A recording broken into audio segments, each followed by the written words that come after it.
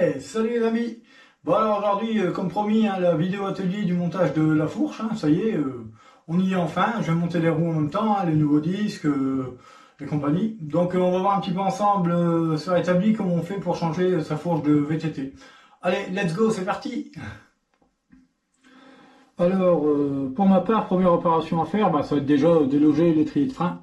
Alors pourquoi j'ai mis un carton derrière J'ai mis un carton derrière tout simplement pour essayer de faire un peu contraste, on va dire, pour que vous voyez mieux ce que je fais, parce qu'avec tout ce qu'il y a derrière, ça peut faire un peu trop clair, je dois dire, et j'essaye de faire en sorte que ce soit mieux pour vous. Donc c'est simple, hein, pour moi on voit bien, j'ai les vis rouges, donc j'ai enlevé ces deux-là déjà pour commencer.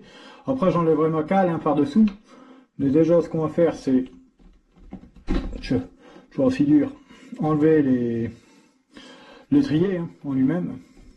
Première étape.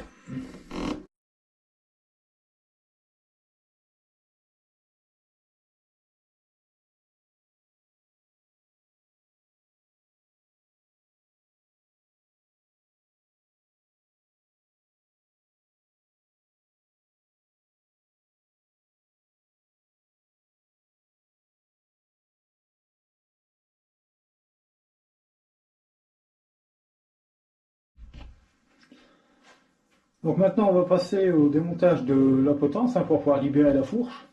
Alors aujourd'hui je ne vais pas mettre de sangle autour de la fourche, normalement elle devrait tenir, mais bon. Mettez votre main par-dessus la fourche en même temps que vous démontez votre potence, sinon vous pourriez avoir des surprises.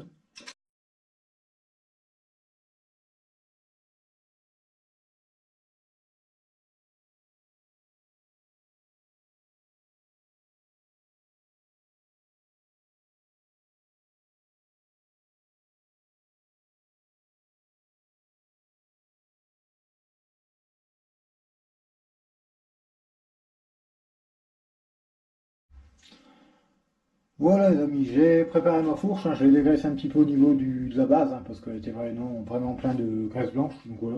Donc on va venir enlever la coupelle qui se trouve ici, je sais pas si vous la voyez bien, je pense que si, là pour moi sur le GoPro c'est un petit écran, et voilà. Donc vous prenez un tournevis plat, et bon c'est pas la version que je préfère, je vais pas vous mentir. Alors il faut un tournevis plat qui soit du bon diamètre, bon je vais prendre celui qui est bousillé, mais ça ira. Et il faut réussir, c'est vraiment l'opération que j'ai horreur. Il faut réussir à venir la choper pour la libérer. Alors c'est pas toujours, mais c'est loin d'être évident en fait. Allez les amis, on va passer à la fameuse opération que personne aime, on va dire. Surtout quand on a un nouveau cadre. C'est surtout dans le cas où on a un nouveau cadre, c'est plus compliqué on va dire, et une nouvelle fourche. Alors dans le cas où on se retrouve avec un nouveau cadre et une nouvelle fourche, il faut couper son pivot. Et le problème, c'est qu'on n'a pas de gabarit, j'ose dire. Là, dans notre cas, c'est plus facile, parce qu'on a deux fourches. On a celle, j'ose dire, pas celle d'origine du vélo, mais j'ai déjà coupé mon point de pivot par rapport à la toute première fourche d'origine, donc j'avais déjà ma longueur d'origine de pivot, donc j'ai pas pu me tromper. Et là, dans notre cas, c'est pareil, on va reprendre tout simplement la mesure du pivot pour recouper le nouveau. Là, dans ces cas-là, c'est facile ce qui nous arrive. J'ai déjà remis sur la nouvelle fourche la petite coupelle, elle s'est mise toute seule. Je pensais même me servir de la presse hydraulique pour vous montrer justement. J'étais en train de tout préparer et puis je dis bon non, c'est bon, il s'est mis facilement, donc tant mieux. Alors je disais, dans le cas où on a un nouveau cadre avec une nouvelle fourche, là il faut faire tout un calcul bien précis pour pas se planter par rapport à vos entretoises, votre potence et compagnie. Mais ça après, dans notre cas, on va profiter de la simplicité qu'on a pour faire notre coupe rapidement et facilement. Donc voilà, vous mettez votre mètre, bien entendu, sans la coupelle de base, vraiment à zéro. Donc on va prendre notre mesure. Dans notre cas, on a exactement 178. Bon, on n'est pas à un millimètre près, si on descend, admettons, à 175, ça va pas faire une catastrophe, mais le plus précis possible sera le mieux. Donc là, on a 178, 179 exactement. Donc on va essayer de reporter 179 sur la nouvelle fourche, donc rien de bien compliqué. Voilà, donc hop, on va prendre la nouvelle fourche, tant qu'à faire. Voilà, je passe celle-ci, je reprends la nouvelle, que voici. Hop, voilà. Pareil, je viens de dire, en prenant un zéro, je remets la nouvelle coupelle, vous voyez, elle part facilement, mais ça fait même peur. Je vais même l'enlever, tant mieux pour la prochaine fois. Pas le tien, mais... Ah, le tien, mais voilà. Ah, j'ai réussi à la mettre facilement, je galérais à la sortir. Genre qu'il se passe un petit quelque chose dans la vidéo. Voilà. Donc voilà, ne faites pas ce que je viens de faire, hein. Prenez votre mesure avant d'en mettre la coupelle. Donc voilà, donc on va reprendre exactement 178, 179. Prenez une pointe ou un petit tournevis et vous faites un petit repère. Donc, je vous dis, on n'est pas à 1 mm près, hein. Vous vous plantez de 2 mm, c'est pas une catastrophe, hein. Donc voilà.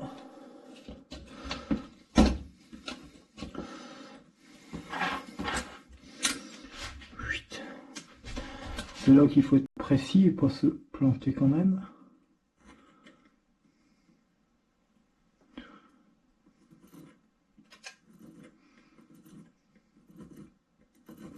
Faites un petit repère, hein, tranquille. Voilà. Hop, c'est bon. Ça fait une petite marque, c'est bon.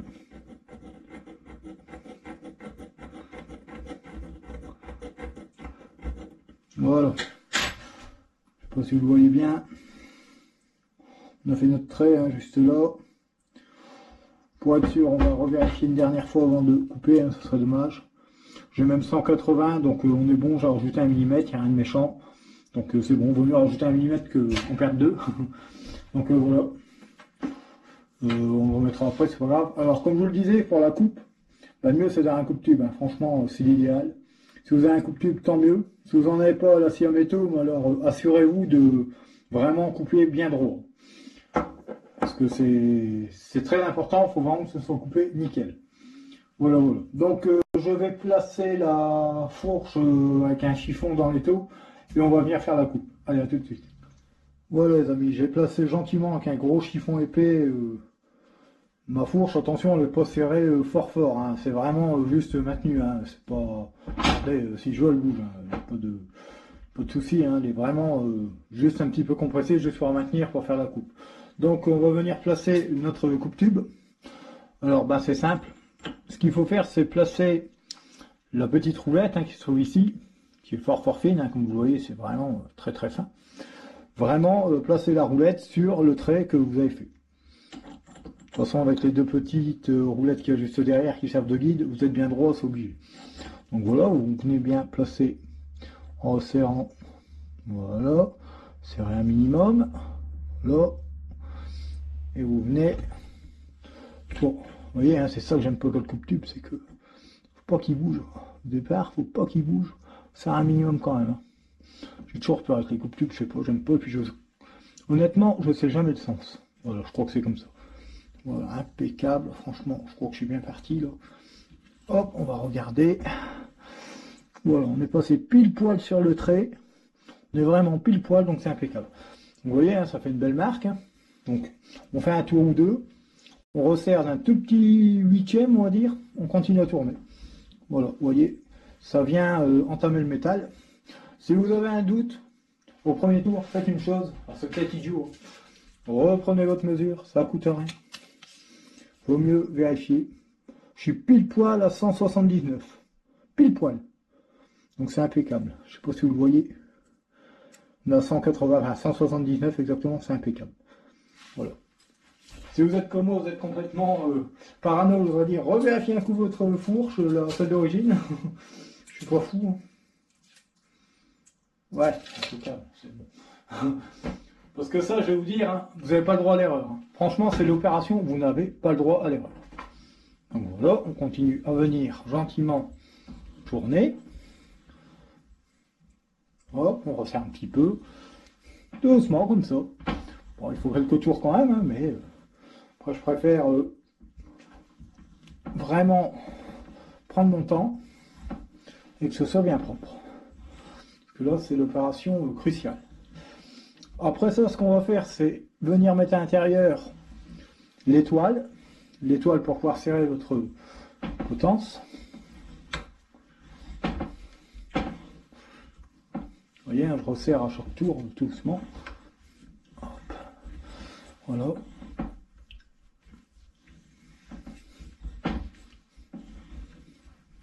c'est franchement merveilleux. Hein. Celui qui a inventé le coupe-tube, c'est le super outil. Bon alors je vous le dis, hein, normalement c'est fait principalement pour le cuivre. Mais si vous en servez pas tous les jours, on peut faire un petit peu d'acier aussi. Ben, c'est pas vrai, je sais pas si c'est de l'acier ou un mélange d'alliage.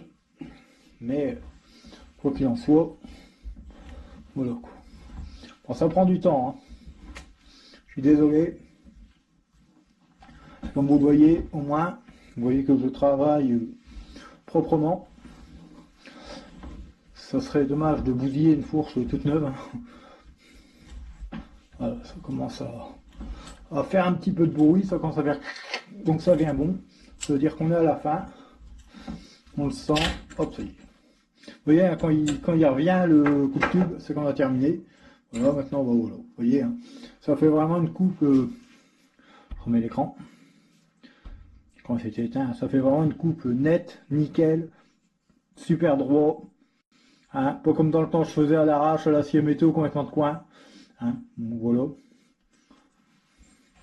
Il n'y a plus qu'à passer un léger coup de papier de verre hein, pour les bavurés.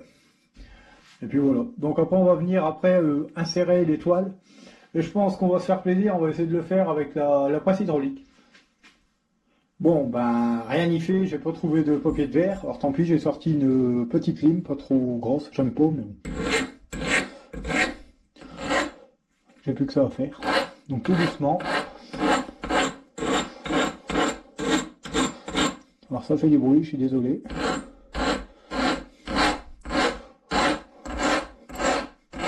Passe un petit coup tout autour, hein, doucement, comme ça. Voilà.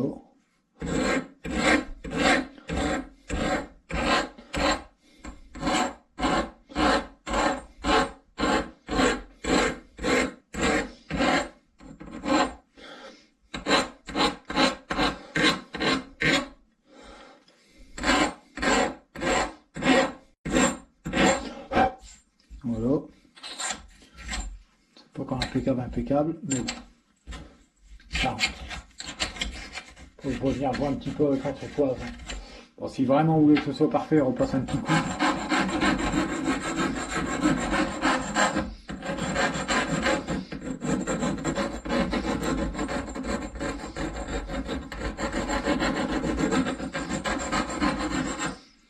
Profitez-en, refaites un petit coin intérieur.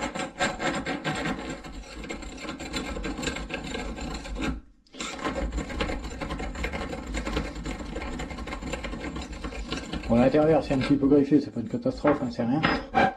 Voilà. Normalement, faut vraiment que ça rentre très facilement, comme là, c'est impeccable. Voilà, voilà, bon. Donc n'hésitez pas, prenez une petite lime, c'est des fois ce qu'il y a de mieux, si vous n'avez pas de papier de verre, prenez une petite lime, sinon du genre 180, 240, c'est pas mal comme papier de verre. Là j'en avais pas, donc j'ai fait que ce que j'avais. Bon, voilà, de toute façon après, bon ça après je vais le graisser, on ne voit pas, il y a la potence, hein, tout ça, donc là c'est parce que j'ai fait un peu de maniaque, on va dire. C'est la nouvelle fourche, ça m'embête un peu de l'abîmer, enfin je l'abîme pas, mais bon, c'est comme ça. Allez, on se retrouve sur la presse hydraulique pour insérer... la petite étoile qui vient maintenir la potence et la fourche en place. Allez, à tout de suite. Donc voilà les amis, j'ai installé la fourche au niveau de la presse. Alors j'ai fait ça proprement, hein, vous inquiétez pas. J'ai calé la grosse cale noire de la presse d'origine avec tout simplement juste au-dessus pour être bien hauteur nickel le marteau. Donc c'est tout simplement vraiment la forme du marteau, hein, c'est bien plat. Il n'y a pas de souci, hein, ça n'a rien abîmé, tout va bien. Il n'y a rien qui frotte, tout va bien. Voilà un petit peu. Et voilà comment on se retrouve. Hop là.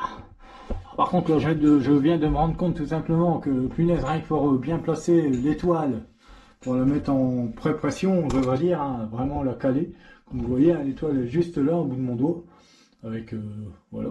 Donc on va l'enfoncer déjà jusqu'à là, et puis on terminera au maillet. Mais au moins, le plus dur sera fait, parce que je vais vous dire, mettre une étoile, c'est pas toujours évident.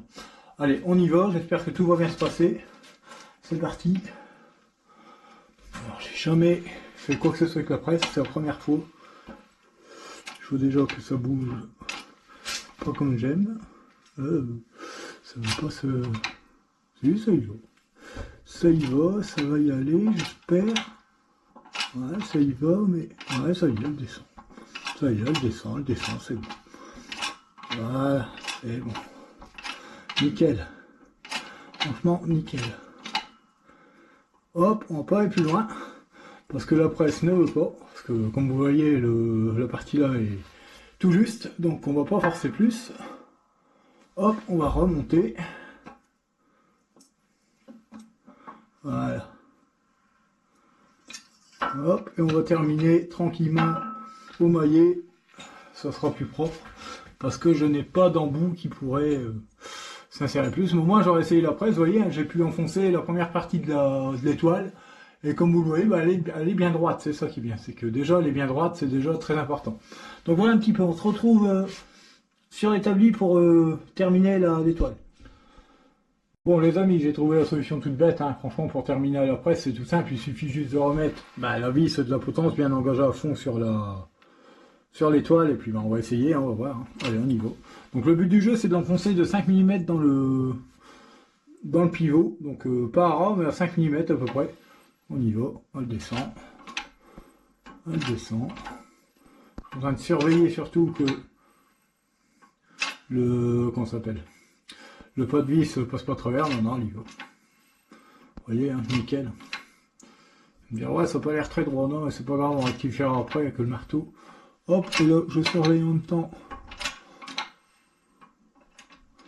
Voilà, à peu près ça. Ouais, on est bon là. Voilà, impeccable. Hop, voilà, avec la presse, hein, vous voyez, vous pouvez mettre une étoile de fourche, hein, nickel. Après, on va ajuster, on va tapoter un petit peu comme le marteau pour la faire revenir. Parce que je vois qu'elle est partie un petit peu de travers, mais rien de méchant. Mais voilà, avec la presse, on peut faire de belles choses. Voilà, encore une opération sans un abîmer. Impeccable. Donc voilà les amis, on a mis l'étoile, hein, bien nickel, hein, j'ai réussi à bien la redresser hein, sans problème, ça a été un petit coup de marteau et puis c'est revenu. Donc maintenant on va venir insérer notre fourche. Hop, voilà, impeccable, tout se passe très bien. Voilà. Hop, voilà, impeccable, regardez-moi ça. J'ai remis bien entendu, je n'ai pas oublié de remettre la petite coupelle, hein, sinon ça sert à rien. Donc voilà, impeccable. Vous venez remettre, pour ma part en premier, votre guidon, j'ai fait la bêtise, je peux le renlever. Ah, il faut qu'on fasse une. Vous voyez pourquoi il faut bien bavurer, parce que sinon vous êtes bloqué à certains endroits. Passez bien vos gaines, surtout. Passez bien vos gaines là où elles doivent passer. Sinon, ça c'est le petit truc chiant à faire. Ça se passe là, ouais c'est bon. Voilà. Voilà. Bien sûr le petit joint, comme d'hab. Pareil, ça j'aime pas, donc tant pis. On le remettra bien après. Donc voilà, comme je le disais, passez tout bien. Pour ma part, pour remettre mon guidon en premier. Alors c'est pas évident quand on est tout seul, surtout que j'ai voulu. Voilà. Voilà, c'est impeccable. Hop, voilà, vous remettez l'ensemble. J'espère que vous voyez bien. Vous remettez vos entretoises. Et je suis en train de me demander si est-ce que je. Ouais. Est-ce que je. Ouais, c'est comme ça que j'avais fait. Hop, donc la petite en premier. Voilà, et la grande après. Voilà, c'est beaucoup mieux. Voilà. Il ne vous reste plus qu'à remettre. Pour l'instant, pas grand chose. Je suis en train de dire des bêtises. Donc essayez de pré-régler un petit peu votre guidon au mieux. Bon, là dans ma part, cette galère tout seul. Je vais sûrement le faire hors caméra. Parce que sinon.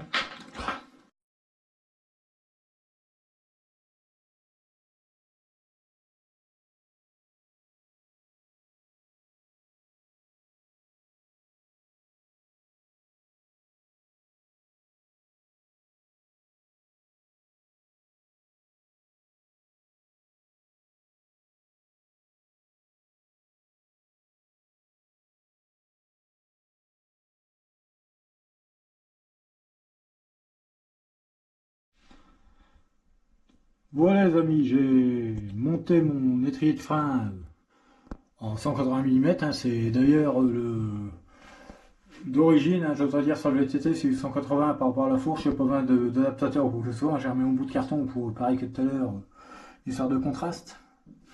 Donc voilà, impeccable, hein, franchement. La roue elle est montée hein, sans problème. Seul petit problème que j'ai eu du fait que je suis en système boost et avec des entretoises, hein, j'oserais dire, je peux pas faire autrement. J'ai dû excentrer de 5 mm la roue, hein, c'est dommage, mais c'est comme ça. Voilà, hein, j'ai dû malheureusement, c'était une chance sur deux de toute façon. Alors bon, celui qui fait pas attention, ça ne verra pas. Ah, il y a la presse derrière. Donc voilà, en fait, ma roue, elle est un petit peu trop par là, on va dire, mais j'ai pas trop de choix. Vous voyez, hein, pour que niveau de l'axe, hein, pour que ça passe par rapport au disque, du fait que je suis en centerlock, je peux pas mettre de cale 6 trous. Donc j'ai dû mettre mes deux petites cales juste là, hein, vous les voyez. Mais voilà, après, ça fonctionne nickel, il n'y a pas de souci. Hein. Vous le voyez, ça tourne, hein, impeccable. Bon, ça frotte très légèrement. Bon, après, il n'y a rien de méchant. Hein. Franchement, c'est pas ça qui empêche, hein, il y a encore de la marge, hein, vous voyez. Bon, c'est clair, hein, il y a une petite différence, mais bon, on peut pas tout avoir. Mais voilà, bon, j'ai réussi à tout monter nickel. Maintenant, on va passer à la roue arrière, parce qu'à la roue arrière, il faut que je récupère ma cassette. Et je vais la mettre sur la deuxième roue, et puis je vais monter ma deuxième roue. Voilà quoi. Allez, à tout de suite les amis. Bon, bah voilà les amis, j'ai transféré ma cassette sur la nouvelle roue arrière. Tout s'est très bien passé, il n'y a plus de soucis, hein, comme vous voyez, impeccable. Voilà. J'ai checké toutes mes vitesses, tout passe bien. J'ai réglé un tout petit peu le câble au niveau tension, rien de bien méchant.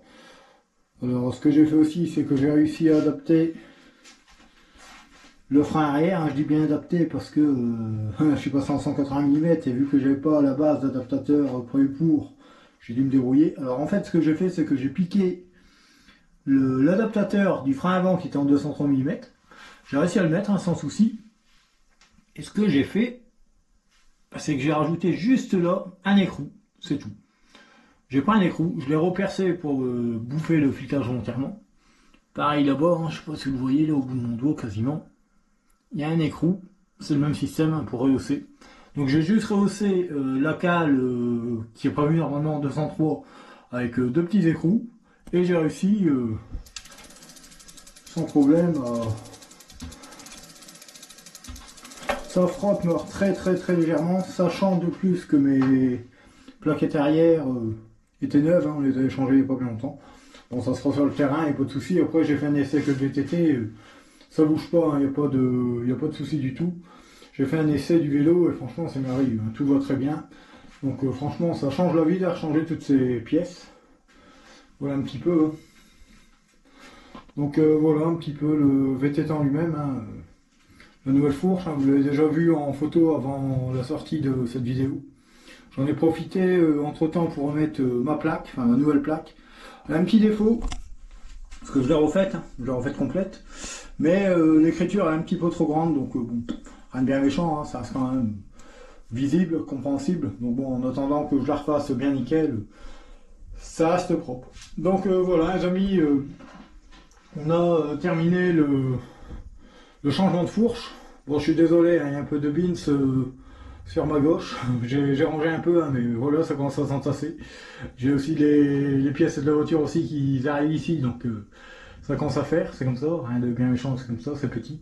Bon voilà, sinon les amis, bah, je suis bien content du résultat, hein. Franchement, le VTT commence vraiment à ressembler à quelque chose. Ça fait plus agressif, hein, comme je l'avais dit, et j'en suis bien content.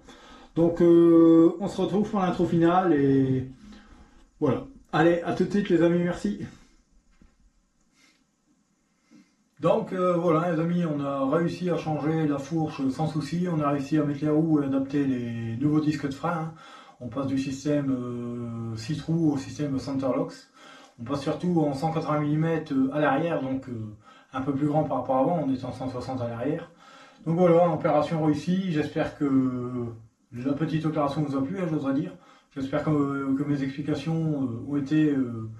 assez correcte, on va dire, assez précise. Voilà, c'est ce que je veux dire. J'espère que les plans de vue sont un petit peu mieux par rapport à avant, plus près, mieux fait, je sais pas, vous me direz un petit peu dans les commentaires. Mais voilà, j'ai réussi ce que je voulais, franchement le résultat est vraiment pas mal. Donc j'ai testé tout ça demain sur ma première randonnée organisée 2023, qui sera la 9e, hein. Donc voilà, première randonnée que je reprends pour 2023 et je compte bien en faire plus d'une. Voilà. Donc sur ce, bah, si vous n'êtes pas abonné, faites-le, hein, n'hésitez pas, hein. Si vous avez des commentaires à faire, faites-le aussi, hein. Il faut pas hésiter, même si c'est négatif, n'hésitez pas. Donc commentez, likez, abonnez-vous, hein, comme d'habitude. Et puis sur ce, je vous dis à très bientôt pour une prochaine vidéo. Allez, salut les amis, merci.